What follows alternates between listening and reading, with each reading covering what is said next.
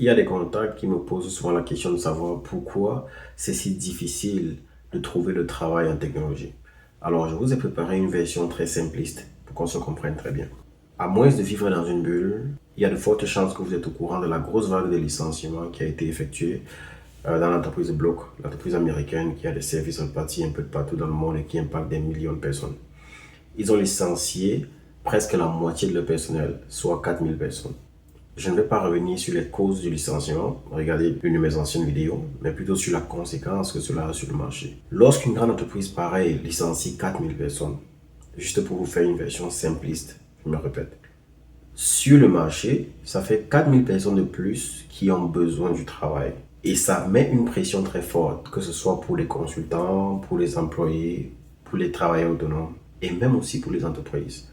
Dans le sens où, s'il y avait 10 000 offres disponibles actuellement sur le marché dans le monde, il y a 4000 personnes de plus qui viennent s'ajouter sur les professionnels qui sont en mesure de se positionner pour avoir l'une de ces offres-là.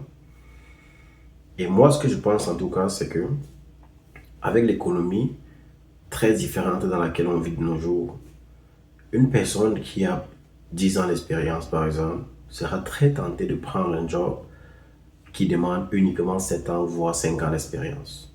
Ainsi de suite. Une personne qui a 5 ans sera tentée de prendre un job où on demande 3 ans d'expérience, ce qui fait que la pression sera encore plus difficile pour les gens qui sont en début de carrière.